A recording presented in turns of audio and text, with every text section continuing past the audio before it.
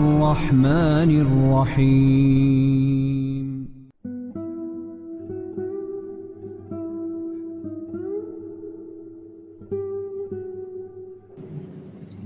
Kita akan membahas masih seputar peperangan di zaman Rasul,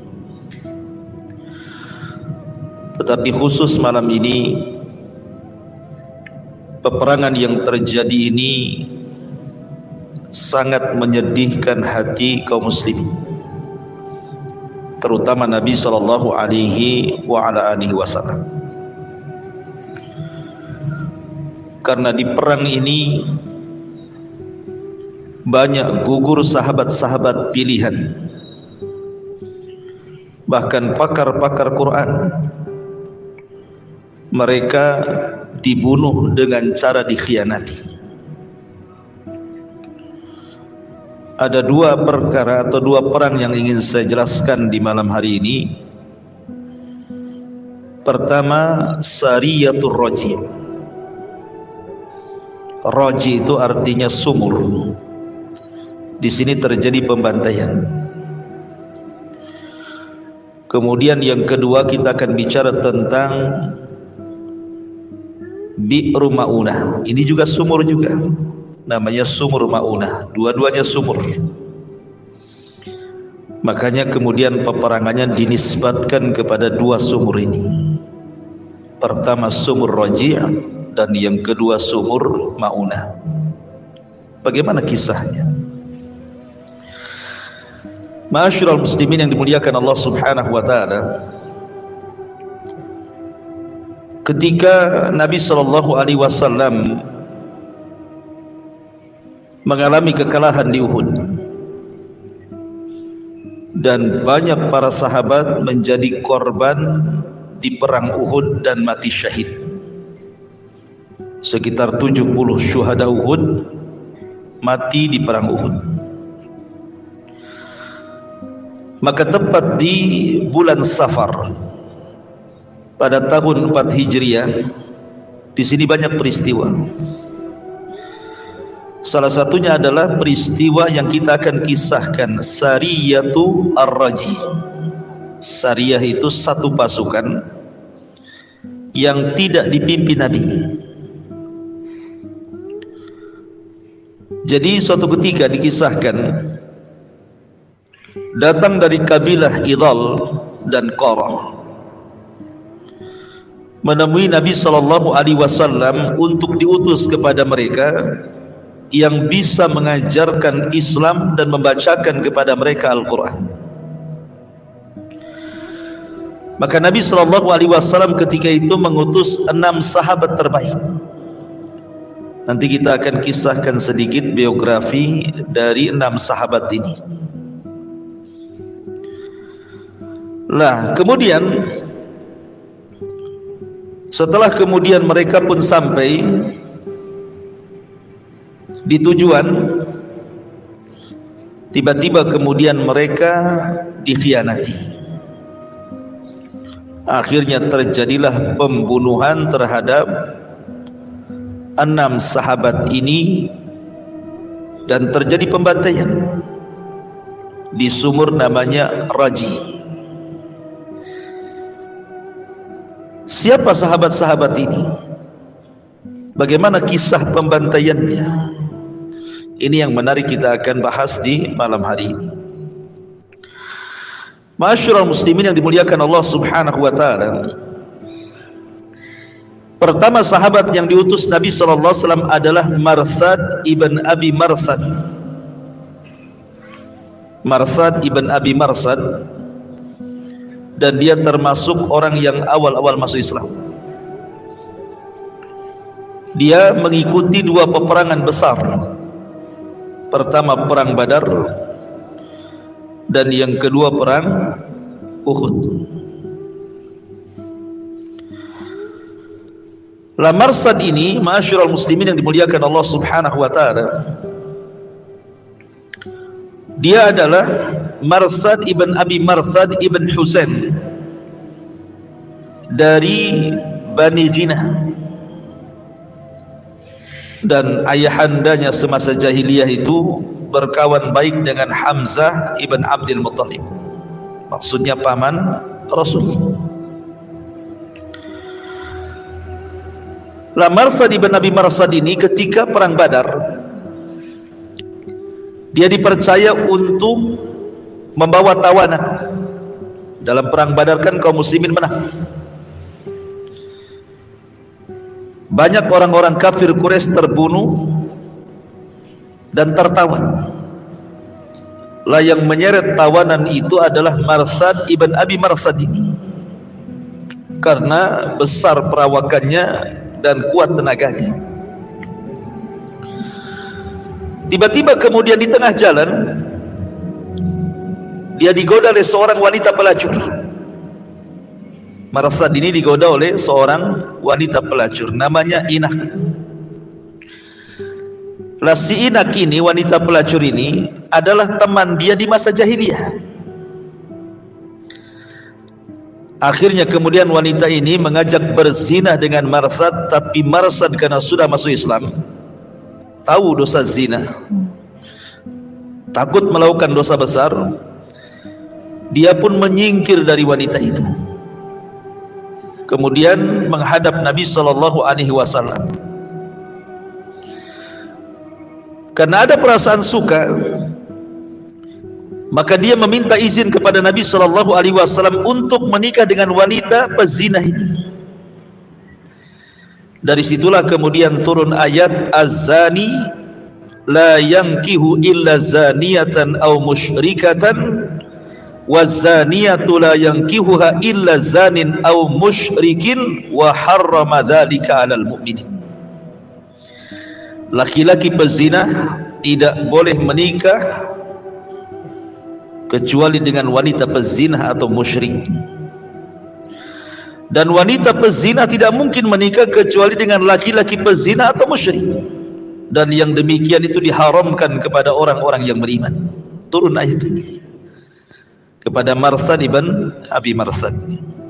Marsad ini satu di antara 6 sahabat yang diutus dalam Sariyatul Raji ini. Ini satu sahabat. Kita sedikit-sedikit saja ya, karena juga pembahasannya panjang masalahnya. Kemudian yang kedua, sahabat namanya Khalid ibn Bukair al-Laythi. Khalid ibn Bukair al-Laythi, sama dia termasuk as-sabiqun al-awwalun, sahabat-sahabat yang awal-awal masuk Islam. Dan dia juga sama terlibat dalam perang Badar. Dan ingat, orang-orang yang terlibat dalam perang Badar itu punya keutamaan. Salah satunya Nabi SAW mengatakan, siapa yang perang Badar itu i'malu ma syi'tum faqad ghafartu lakum. Berbuatlah sekehendakmu karena Allah sudah mengampuni dosa-dosa kalian. Jadi memang Ashabul Badar, orang yang terlibat dalam perang Badar ini ada keistimewaan sendiri dari Nabi SAW. Lah dia pun hijrah bersama saudaranya ke Yathrib, kemudian dipersaudarakan oleh Nabi SAW dengan Zaid, dan dia pun ikut perang Badar, kemudian ikut perang Uhud, dan terlibat dalam pengutusan Sariyah dalam Sariyatul Raji yang kita ceritakan ini. Itulah Marsad ibn Abi Marsad ini. Kemudian yang ketiga, Asim ibn Thabit ibn Abil Afrah. Ini yang menarik kita kisahkan, Asim ibn Thabit ini. Asim ibn Thabit ibn Abi Aflah ini, dia sahabat Ansar, dan dia dari Aus. Dia salah satu yang ikut pembaiatan Aqabah. Sudah saya ceritakan Aqabah yang pertama, Aqabah yang kedua, mudah-mudahan masih ingat. Dan dia pun terlibat dalam perang Badar dan perang Uhud. Dia salah satu orang yang mati syahid pada Sariyatul Raji yang kita akan kisahkan ini. Masalahnya begini, yang menarik dari kisah Asim ibn Thabit ini, dia kan dipenggal kepalanya. Kemudian orang-orang yang memenggal kepala Asim ibn Thabit ini ingin menyerahkan kepalanya kepada seorang wanita, yang wanita ini merasa dendam karena saudaranya terbunuh dalam perang Badar. Wanita ini bersumpah untuk menggunakan kepala Asim ibn Thabit ini, kemudian batok kepalanya digunakan untuk minum khamar. Itu sumpahnya wanita itu. Jadi ketika Asim ibn Thabit ini meninggal dunia, dan ketika jasadnya mau diambil, mau diserahkan dan mau dijual ke wanita yang fajir itu, yang fasik, yang kafirah itu, tiba-tiba datang tawon dari mana-mana, lebah dari mana-mana, dan melindungi jasadnya, sehingga orang-orang musyrik ini tidak bisa mengambil jasadnya. Akhirnya mereka pun menunggu sampai pagi hari. Mudah-mudahan lebah dan tawon itu hilang dan mereka bisa mengambil jasadnya dan bisa menjual jasadnya ke wanita kafirah itu. Tetapi Allah takdirkan turun hujan, kemudian membawa banjir lumpur. Jasadnya dibawa lumpur, kemudian hilang entah berantah kemana. Allah lindungi jasadnya, jasad Asim ibn Thabit ini. Luar biasa gitu ya, karena dia pernah bersumpah kepada Allah Azza wa Jal, jangan sampai badannya disentuh oleh siapapun dari orang-orang musyrik itu, dan Allah kabulkan keinginannya. Asim ibn Thabit ibn Abil Aflah ini. Kemudian yang keempat, Zaid ibnu Dithinnah.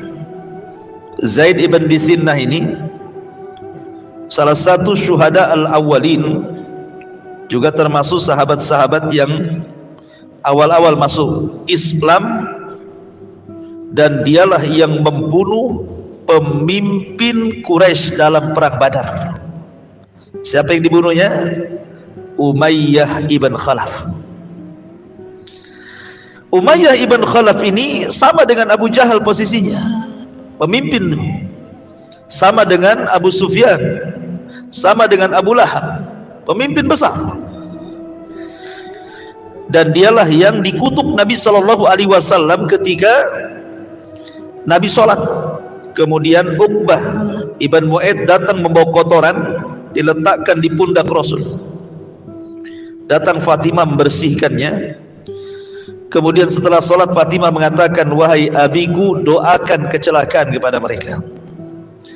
Salah satu yang didoakan kecelakaan adalah Umayyah ibn Khalaf.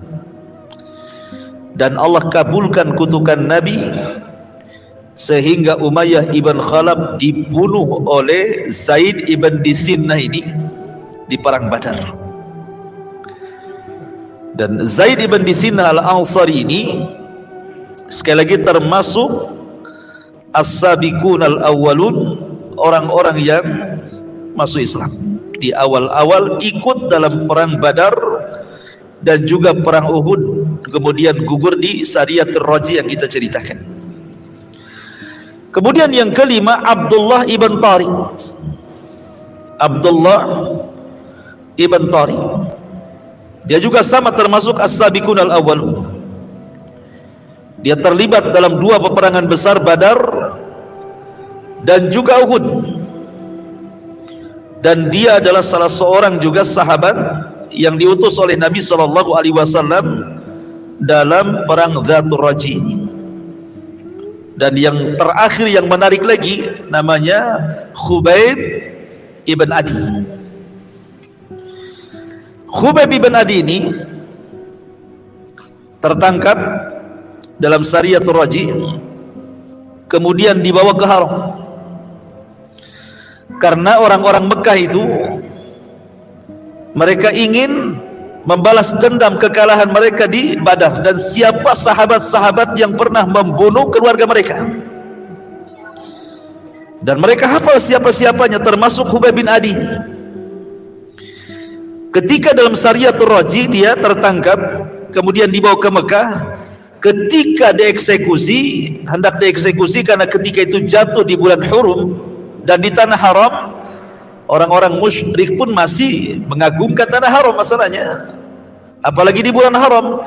Akhirnya dibawa ke keluar tanah haram, ke daerah yang namanya Tan'im. Di Tan'im inilah dia dieksekusi.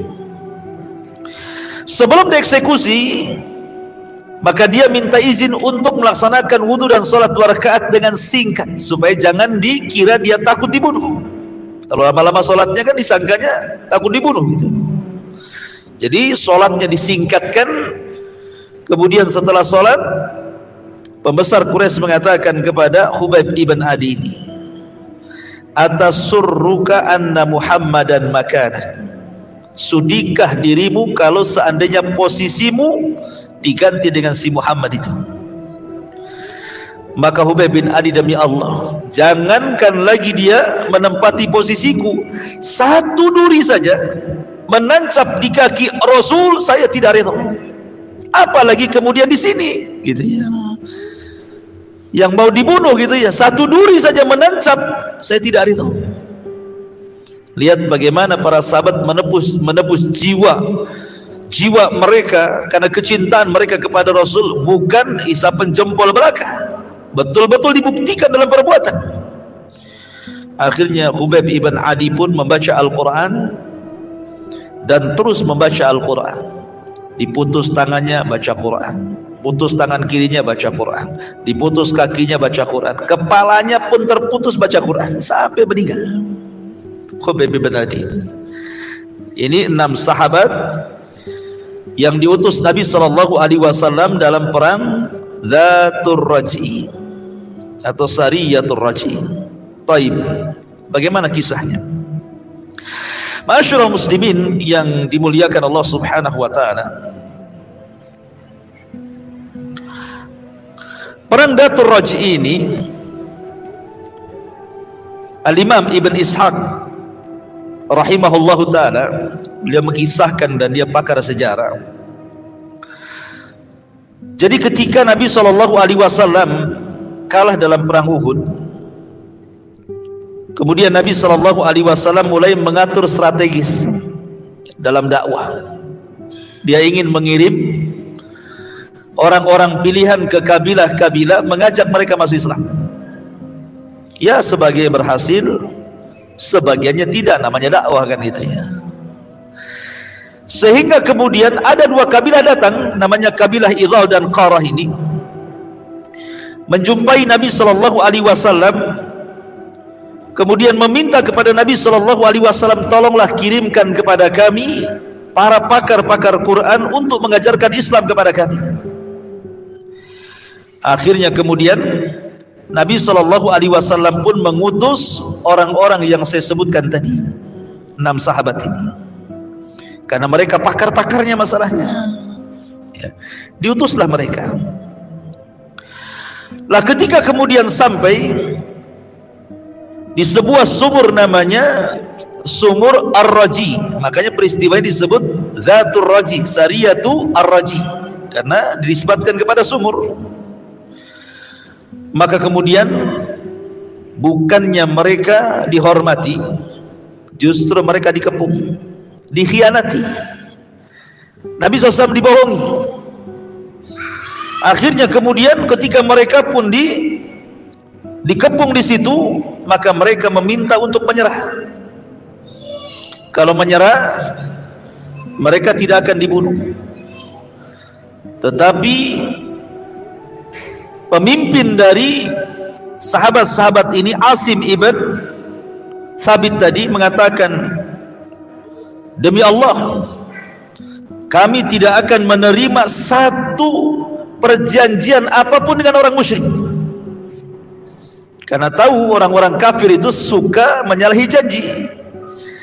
Maka dikatakan, tidak mungkin kami melakukan perjanjian dengan kalian bahwa kalian akan menolong kami, mustahil, tidak mau. Akhirnya Asim sebagai pemimpin, kalau kalian mau perang, kita perang. Masalahnya jumlah mereka banyak, 100 lebih, ini cuma 6 orang, gimana cara melawannya? terjadilah kemudian peperangan, maka akhirnya Asim pun meninggal di situ, dan beberapa sahabat meninggal di situ, kecuali beberapa orang akhirnya menyerah. Salah satunya adalah Khubayb ibn Adi ini. Lah Khubayb ibn Adi ini kemudian diserahkan tadi. Diserahkan ke mana? Ke orang-orang Mekah yang dendam karena saudara-saudara mereka mati di perang Badar. Sampai akhirnya kemudian dia pun dieksekusi di Tan'im. Akhirnya kemudian Khubayb yang terakhir mati syahid dari 6 orang yang diutus Nabi sallallahu alaihi wasallam. Subhanallah. Ketika eksekusi Khubayb ibn Adi ini, ada orang musyrik hadir di situ. Salah satunya adalah Sa'id ibn Amir al-Jamhi. Sa'id ibn Amir al-Jamhi itu ikut menyaksikan dalam eksekusi siapa? Khubayb ibn Adi di Tan'im itu. Dia terpengaruh dengan doanya Khubayb, karena sebelum dibunuh Khubayb ini berdoa. Doanya persis seperti doa Nuh alaihi salatu wassalam. Apa doanya? Nabi Nuh alaihi salatu wassalam, Nuh mengatakan, Rabbi inni maghlubun fantasir. Ya Rabb, aku sudah dikalahkan, tolong aku. Maka Khubayb bin Adi mengatakan, Allahumma la tahsihim adada waqtul badada. Dia mengatakan, ya Allah, jangan kau perbanyak jumlah mereka, binasakan mereka semua, jangan kau sisakan, katanya. Doa ini terekam oleh namanya Sa'id ibn Amir ini, yang menyaksikan eksekusi dan masih musyrik dia. Sebab itulah dia masuk Islam. Sa'id ibn Amir ini masuk Islam karena terpengaruh dengan ucapan siapa? Khubayb ibn Adi. Dan dia baik Islamnya. Lah di zaman Khalifah Umar, Sa'id ibn Amir ini dijadikan gubernur Syam karena baik Islamnya. Kemudian dia pun terkenal zuhud dan wara. Nasihat-nasihatnya itu sangat bagus sekali, penuh dengan syarat dengan hikmah, sampai Umar terpengaruh. Akhirnya Umar menghendaki Sa'id ibn Amir ini digunakan atau dijadikan, diangkat menjadi gubernur di Syam. Tiba-tiba kemudian orang-orang Syam demo sama Umar tentang kepemimpinan Sa'id ibn Amir ini. Ada catatan. Kan Umar ini kan meminta kepada masyarakat Syam, karena ketika itu kan terjadi pacaklik hebat, kelaparan, kemiskinan di mana-mana. Jadi Umar bin Khattab ini kemudian meminta agar nama-nama orang miskin itu dicatat semuanya, biar tahu berapa jumlahnya kan. Rupanya dari sekian nama orang-orang miskin itu ada pula nama Sa'id ibn Amir di situ, gubernurnya. Subhanallah gitu. Coba kalau antum data orang-orang miskin, kira-kira masuk nggak wali kota di situ tuh? Nggak ada kan? Ini gubernur masuk dalam deretan orang-orang miskin. Nah, bayangkan. Amir ibn Sa'id ibn Amir ini. Akhirnya Umar ibn Khattab radhiyallahu anhu pun kaget gitu. Kenapa ada nama gubernur di sini? Ceritanya panjang. Yang ingin saya ceritakan, rupanya Sa'id ibn Amir ini diprotes sama rakyatnya. Jadi Umar bin Khattab bertanya, apa protes kalian terhadap gubernur kalian ini? Satu katanya, dia itu kalau keluar siang-siang saja, kalau malam tak mau keluar. Dan kalau kami pun datang malam-malam nggak mau diganggu dia. Masa gubernur kayak gitu katanya? Satu kan. Yang kedua, setiap 1 minggu ada 1 hari dari pagi sampai malam nggak keluar dia. Coba bayangkan ya, diprotes tuh. Kemudian yang ketiga, ini gubernur kami ini aneh.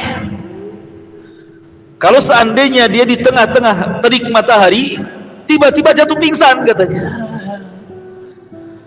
Kata Umar bin Khattab, baik, saya akan interogasi gubernur kalian. Datangkan Sa'id ibn Amir kepada saya, katanya. Didatangkanlah Sa'id ibn Amir kepada Umar, ya Sa'id, saya dengar rakyatmu memprotes 3 poin katanya. Ya, ada apa wahai Amirul Mukminin? Pertama, kau ini kalau menemui rakyatmu siang saja, malam tak mau temui. Yang kedua, seminggu sekali malah kau nggak bisa ditemui dari pagi sampai malam.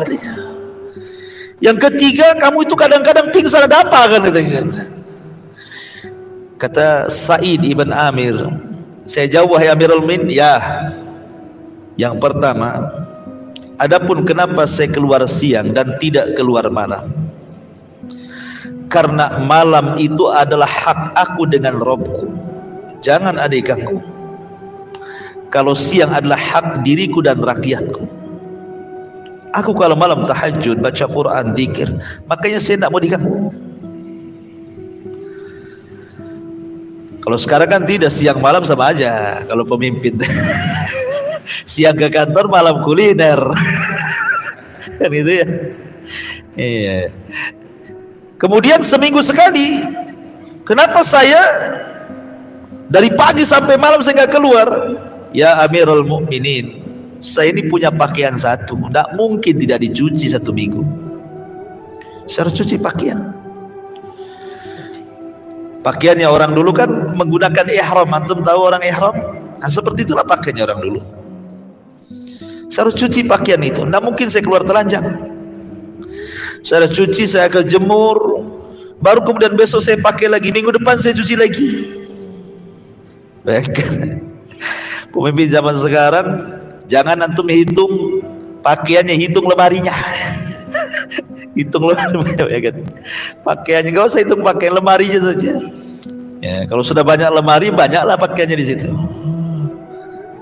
Adapun kenapa yang ketiga ini yang kaitannya dengan cerita Khubayb bin Adi. Kalau aku tersengat matahari, aku selalu terbayang bagaimana penyiksaan orang-orang musyrik kepada Khubayb bin Adi yang aku saksikan kala itu. Bagaimana Khubayb diikat dalam tiang, kemudian matahari di atas kepalanya. Tiba-tiba dia berdoa kepada Allah, Allahumma ahsi adada waqtul badada. Ya Allah, sedikitkan jumlah mereka, bunuh mereka, jangan kau sisakan, katanya. Kalau aku teringat dengan doanya Khubayb ibn Adi, wahai Amirul Mukminin, aku tidak tahan, aku pun pingsan. Inilah siapa? Sa'id ibn Amir ini yang menyaksikan eksekusinya Khubayb ibn Adi radhiyallahu anhu. Ini satu kisah yang disebut dengan Sariyatul Raji' namanya, ya. Ini satu kisah. Kemudian kisah yang kedua. Kisah yang kedua tak kalah menariknya. Kisah yang kedua disebut dengan kisah Sumur Ma'unah, Bi'rul Ma'unah. Baru saja Nabi SAW sedih dengan kematian 6 syuhada ini. Sedih Nabi SAW, bagaimana tidak? Dikhianati. Makanya Allah Subhanahu wa taala berfirman dalam surah Al-An'am, walaqad kazzabat rusulun min qablika fasabaru ala ma kuzzibu wa udhu hatta atahum nasruna wala mubaddila li kalimatillah walaqad ja'aka min naba'il mursalin. Dan sungguh rasul-rasul sebelum engkau wahai Muhammad pun telah didustakan, tetapi mereka sabar terhadap pendustaan dan penganiayaan yang dilakukan terhadap mereka sampai datang pertolongan kami kepada mereka, dan tidak ada yang dapat mengubah kalimat ketetapan Allah, dan sungguh telah datang kepadamu sebagian dari berita rasul-rasul itu. Artinya bahwa kalau memang Nabi diuji, disakiti, dan juga para sahabatnya sampai dibantai, rasul-rasul dulu juga sama nasibnya. Bagaimana Zakaria dipenggal kepalanya, bagaimana Zakaria digergaji, bagaimana Yahya dipenggal kepala, bagaimana seorang nabi dikubur hidup-hidup, dan begitu seterusnya. Itu sudah dialami oleh pendahulu-pendahulu. Lah dalam perang Ma'unah ini, ma'asyiral muslimin yang dimuliakan Allah Subhanahu wa taala, sebelumnya Nabi SAW mendapatkan hadiah dari Abul Bara ibn Malik yang kunyahnya disebut Mulaibul Al-Sinah. Abu Bara ibn Malik ini, Abu Bara bin Malik, dia memberikan hadiah kepada Nabi sallallahu alaihi wasallam lewat pamannya, namanya Asad ibn Ma'unah. Paman daripada Abi Bara ibn Malik membawa hadiah kepada Nabi SAW. Jadi Rasul itu kan senang, walaupun dia orang kafir, tetapi kan tidak memusuhi, bahkan ngasih hadiah kan gitu. Tetapi hadiah itu ditolak oleh Rasul. Kemudian Abul Bara ini, Amir ibn Malik ini, akhirnya kemudian datang kepada Nabi SAW. Amir ibn Malik atau kunyahnya Abu Bara. Kemudian Rasul menawarkan untuk masuk Islam, tapi dia menolak. Tetapi anehnya, walaupun demikian, Abu Bara Amir ibn Malik ini meminta kepada Rasul untuk diutus beberapa orang yang bisa berdakwah dan mengajarkan Islam. Sama dengan kisahnya Sariyatul Raji tadi, di tahun yang sama, 4 Hijriah. Jadi berdekatan waktunya itu. Nabi SAW pernah sempat khawatir dan mengatakan, inni akhsha alaihim ahlan Najd. Kayaknya nggak bisa lah, saya takut sahabat-sahabat ini diutus ke sana tiba-tiba dibunuh oleh orang-orang jahat Najd itu. Tetapi kata Abul Bara, ana lakum jarun, kupastikan mereka akan selamat karena aku yang melindungi mereka. Karena Abul Bara Amir ibn Malik ini kan pemimpin, sehingga Rasul akhirnya percaya, karena orang Arab itu sangat menghargai perlindungan masalahnya, walaupun dari orang kafir. Diutuslah lebih banyak daripada Sariyatul Raji. Kalau Sariyatul Raji kan 6 orang, ini diutus 70 sahabat. Mereka ahli-ahli ibadah, qurra, pakar-pakar Quran. Memang orang-orang pilihan Nabi SAW itu 70 orang ini. Terjadi perselisihan antara Imam Bukhari dan Imam Muslim. Kalau Imam Muslim memberikan alasan sebab pengutusan Nabi SAW adalah karena permintaan mereka orang-orang itu supaya diutus 70 orang pengajar Islam dan pengajar Quran. Tapi Imam Bukhari mengatakan tidak, bahwa sebabnya karena mereka meminta bantuan karena akan diserang musuh-musuh mereka. Maka Rasul mengirim orang-orang ini. Tetapi riwayat yang masyhur bahwa Abul Bara Amir ibn Malik ini meminta kepada Nabi SAW untuk diutus kepada mereka para pendakwah Islam. Itu yang masyhur kisahnya. Maka kemudian Nabi SAW pun mengutus 70 orang, di antaranya Al-Haris, kemudian Ibn Sammah, kemudian Haram Ibn Milhan, kemudian Urwah Ibn Asmah, kemudian Nafi Ibn Badil, kemudian Amir Ibn Fuhairah, dan yang lainnya. Intinya jumlahnya 70 orang lah gitu ya. Berangkat 70 orang ini. Ketika sampai di sebuah sumur namanya Ma'unah, makanya peristiwanya disebut sumur Ma'unah. Ketika sampai di sumur Ma'unah itu, akhirnya kemudian pemimpin mereka diutus kepada kabilah untuk dikirim surat bagaimana pengajakan Nabi kepada Islam. Tetapi kemudian utusan ini malah dibunuh. Haram Ibn Milhan, salah satu dari syuhada sumur Ma'unah ini, dibunuh oleh anak dari atau keponakan daripada Abul Bara Amir ibn Malik yang minta diutus. Ponakannya jahat, namanya Amir ibn Tufail namanya. Kata Amir bin Tufail, tidak, saya tidak redha paman saya melindungi mereka, katanya.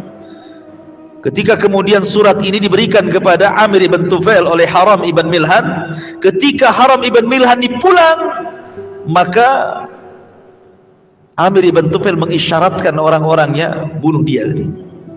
Maka dibunuhlah dengan tombak dari belakang, pengecut. Akhirnya utusan itu pun Haram ibn Milhan meninggal. Sebelum meninggal dia bertakbir kepada Allah dan mengatakan, Allahu Akbar, demi Allah aku sudah senang karena aku ingin masuk surga, katanya. Jadi dibunuh itu senang sahabat itu, karena apa? Intinya mati syahid kan itu sahabat itu kan ya. Akhirnya mendengar pembunuhan Milhan, Haram ibn Milhan ini, tentu sahabat-sahabat yang ada di sumur Maunah itu tidak terimalah. Lah rupanya Amir ibn Tufail ini berusaha mengajak kabilahnya tapi tidak mau. Makanya dia mengajak kabilah-kabilah yang lainnya seperti Dakwan, Ri'lin, Aisi, 3 kabilah ini. Mau pula 3 kabilah dikompori sama Amir ibn Tufail ini untuk menyerbu 70 para qurra Quran yang berada di sumur Maunah itu. Kepunglah mereka. Disinilah terjadi pembantaian, perang dahsyat di sumur itu.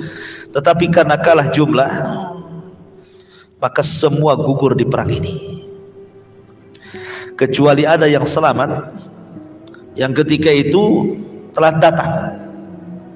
Memang dia telat datang itu yang menyusul kawan-kawannya. Dialah kemudian yang melaporkan kepada Nabi kejadian itu, namanya Amr ibn Umayyah al-Dhamri. Dia selamat kemudian melapor kepada Nabi SAW, dan Rasul pun sangat sedih. Dari sini Rasul kemudian melakukan kunut nazilah selama 1 bulan, 5 waktu, zuhur, asar, maghrib, subuh, balik lagi ke zuhur gitu ya. Setiap hari 5 waktu Rasul melakukan kunut nazilah. Disinilah asbab kenapa ada namanya kunut nazilah. Ya, kunut kalau Palestina gitu kan, diserang sampai banyak orang korban gitu ya, perang di mana kaum muslimin banyak korban, maka kita disyariatkan untuk kunut nazilah. Karena Nabi ketika mendengar 70 para pakar-pakar Quran dibunuh di sekitar sumur Maunah itu, Rasul kunut nazilah selama 1 bulan, berdoa kepada Allah Subhanahu wa ta'ala untuk kemenangan kaum muslimin. Lah tentu ketika pembunuhan sahabat-sahabat ini oleh Amir ini ibn Tufail ini, Abul Bara Amir ibn Malik yang mengundang mereka tentu menyesal. Kenapa tidak bisa melindungi? Maka dia dendam sama ponakannya. Diutusnya Rabi'ah anaknya untuk membunuh Amir ibn Tufail ini karena merasa bersalah kan itu ya. Tapi masalahnya ketika ditikam masih hidup dia, sehingga ketika dia masih hidup terluka, dia pun mengarah ke Madinah ingin membunuh Rasul. Di tengah jalan dia mampir kepada serumah seorang wanita tua. Rupanya wanita tua ini punya penyakit menular. Kemudian menularlah penyakitnya kepada Amir ibn Tufail ini. Sebelum sampai di Madinah, di tengah jalan di padang pasir dia mati ya. Dan inilah peristiwa ini, ikhwatul fillah muliakan Allah Subhanahu wa ta'ala, disebut peristiwa Sariyatul Maunah namanya. Kalau saat yang pertama Sariyatul Raji, dan yang peristiwa ini disebut Sariyatul Maunah. Ini diantara 2 tragedi yang terjadi. Baru setelah itu ada kasus baru di mana orang-orang Yahudi Bani Nadir ini yang terikat perjanjian piagam Madinah berkhianat. Kemudian mereka berkumpul. Kemudian mereka pun berusaha untuk rapat bagaimana caranya membunuh Nabi SAW. Jadi rapat mereka itu dalam rangka pembunuhan terhadap Nabi. Makanya kemudian ketika mereka rapat di situ, Allah Subhanahu wa ta'ala permisalkan mereka seperti syaitan. Allah Subhanahu wa ta'ala berfirman, kamatsali syaitan. Mereka seperti syaitan, kata Allah Subhanahu wa ta'ala, karena mereka sudah nggak bisa lagi berpikir gitu bagaimana caranya membunuh Rasul saja. Padahal mereka terikat dengan perjanjian ini, Bani Nadir ini. Akhirnya kemudian salah seorang di antara mereka meminta jangan, tetapi mereka tetap saja merencanakan pembunuhan Nabi SAW. Maka dijelaskan, berdirilah orang yang paling jahat di antara mereka. Ada yang mengatakan namanya Amr ibn Jahash. Dia siap melakukan pembunuhan itu dan siap melukai Rasul dengan cara membawa batu dari atas rumah di mana Rasul lagi duduk di bawah, maka akan ditimpakan sama batu. Itu cara pembunuhannya. Karena bagaimanapun Rasul kan kemana-mana, ada Bakar, Umar, susah ya. Mau membunuh Rasul itu susah kalau terang-terangan gitu ya. Sehingga mereka akan membunuh Rasul secara pengecut.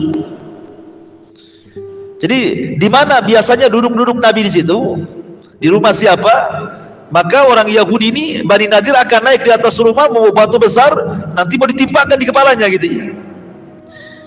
Tetapi niat mereka itu dibocorkan.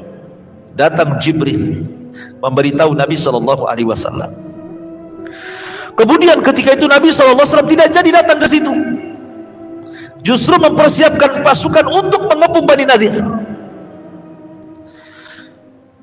Sebelum Rasul datang ke Bani Nadir, pemimpin munafik namanya siapa? Abdullah ibn Ubay datang menemui Bani Nadir, ngompori mereka. Padahal Bani Nadir sudah ketakutan. Ya, Huyai ibn Akhtab itu sudah ketakutan tuh pemimpinnya. Tetapi kemudian orang munafik ini ngompori mereka. Makanya Allah Subhanahu wa taala kemudian firmankan, "Alam tara ilal ladzina nafaqu yaquluna li ikhwanihim alladzina kafaru min ahlil kitab la in ukhrijtum lanakhrujanna ma'akum wa la nuti'u fikum ahadan abada wa in qutiltum lanansurannakum wallahu yashhadu innahum lakadzibun." Apa kata Allah menggambarkan ini orang munafik yang menghasut orang-orang Yahudi ini? Tidakkah engkau memperhatikan orang-orang munafik yang berkata kepada saudara-saudaranya yang kafir dari antara ahli kitab, sungguh jika kamu usir, niscaya kami pun akan keluar bersama kalian, dan kami selamanya tidak akan patuh kepada siapapun demi kalian, dan jika kalian diperangi pasti kami akan membantu kalian, dan Allah menyaksikan bahwa mereka para pendusta. Bani Nadir sebenarnya sudah ketakutan, tetapi kemudian dikompori sama orang-orang munafik. Tenang, lawan saja. Nanti kalau kalian lawan, kami siapkan pasukan besar, kita lawan sama-sama. Ketika betul-betul pasukan sampai, tidak ada satupun orang munafik yang hadir. Nggak ada pertolongan, nggak ada bantuan.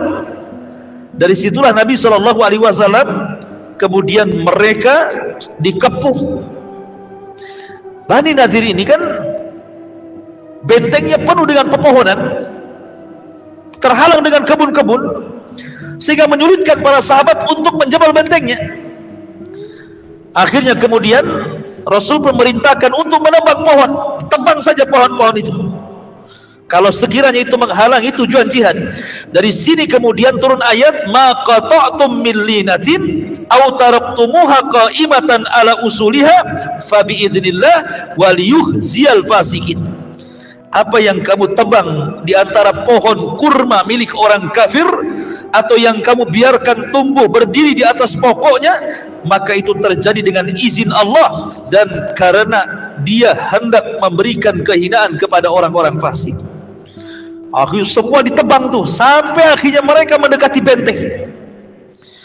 Ketika mereka mendekati benteng, dari situlah kemudian dijelaskan dalam Al-Quran, la in ukhriju la yakhrujuna ma'ahum wa la in qutilu la yansurunahum wa la in nasaruhum la yuwalluna al-adbara thumma la yunsarun.